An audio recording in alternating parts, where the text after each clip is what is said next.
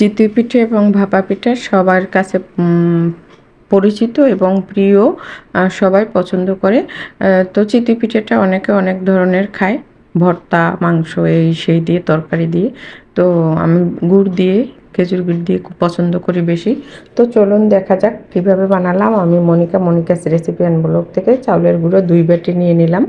এটা আতপ চালের গুঁড়ো, আপনারা চাইলে সিদ্ধ চাল দিয়েও বানাতে পারেন। তো একটু লবণ আর নারকেল দিয়ে দিলাম। এখন হালকা গরম জল দিয়ে আমি হাত দিয়ে মেখে নিব। আর এই পিঠাটা বানাতে হলে হাত দিয়েই মাখতে হবে, কারণ হাত দিয়ে মাখলে এই পিঠাটা ফুলে এবং অল্প অল্প জল দিয়ে ডোটা তৈরি করতে হবে, মানে পিঠার গোলাটা। তো বেশি জল দিয়ে তাড়াতাড়ি গুললে পিঠাটা ফুলে না, এবং একটু মেখে নিতে হয়, হাত দিয়ে একটু মেখে নিতে হয়, কেক ব্যাটার তৈরির মতো। তো এভাবে করে আমি গুলে নিচ্ছি, দেখতেই পাচ্ছেন হাত দিয়ে। যত এটা হাত দিয়ে মেখে নেওয়া যায় ততই পিঠাটা সফট এবং নরম হয় এবং ভালো হয়।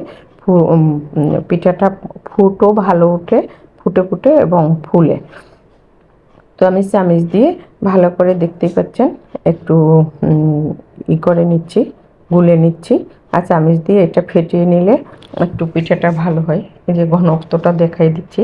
তো আমি চুলায় শাঁস বসাই দিলাম। এটা লোহার শাঁস, এটা অনেক দিন থেকেই আমার ঘরে। তো একটু তেল মেখে, জল মেখে শাঁসটা বসাই দিলাম, গরম হয়ে গেছে। পিঠার গোলাগুলো চামিচ দিয়ে দিয়ে দিলাম। এখন ঢেকে দিব।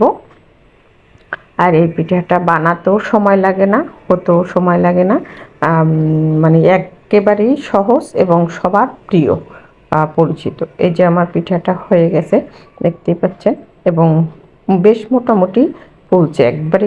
পিঠাটাও ছাঁচ ছোট, সেহেতু পিঠাগুলোও ছোট। তো মোটামুটি পিঠাটা ফুলছে। তো দেখতেই পাচ্ছেন, এই যে নামিয়ে নিচ্ছি। তো আমি একটু নিচে কালো কালো করে, একটু লাল লাল করে ভাজা ভাজার মতো করে নিয়েছি। আমার ছেলে মেয়ে পছন্দ করে, এটা নাকি একটু মুচমুচা লাগে, ওদের কাছে ভালো লাগে তাই। তো এভাবে করে সব পিঠাগুলো বানিয়ে নিলাম, অতি সংক্ষেপে আমি বানিয়ে নিলাম। আর অল্প সময় ধরে আপনাদেরকে দেখালাম, কারণ বড় ভিডিও হলে অনেকে দেখতে চায় না। আমাকে কয়েকজনে কমেন্ট করছে যে 5 মিনিটের ভিডিও করবেন না, 3 মিনিটের ভিডিও করবেন, বড় ভিডিও দেখতে সময় লাগে এবং সবাই দেখেও না। তো আমার পিঠাগুলো বানানো হয়ে গেছে। তো আমি সব সময় সেজন্য চেষ্টা করি যত সংক্ষেপে এবং ছোট ভিডিও করে দেখানো যায় তাই। তো পিঠার রেসিপিটা কেমন হলো সবাই কমেন্ট করে জানাবেন। আর এই পিঠাটা অনেকে বিভিন্ন ধরনের ভর্তা, মাংস, তারপরে তরকারি, এগুলো দিয়ে খেতে পছন্দ করে। আর আমার এটা খেজুর গুড় এবং নারকেল দিয়ে ভালো লাগে। তো সবাই ভালো থাকবেন, নতুন ভিডিও দেওয়ার সাথে সাথে আবার পেয়ে যাবেন। তো সবাই পাশে থাকবেন, ভালো থাকুন।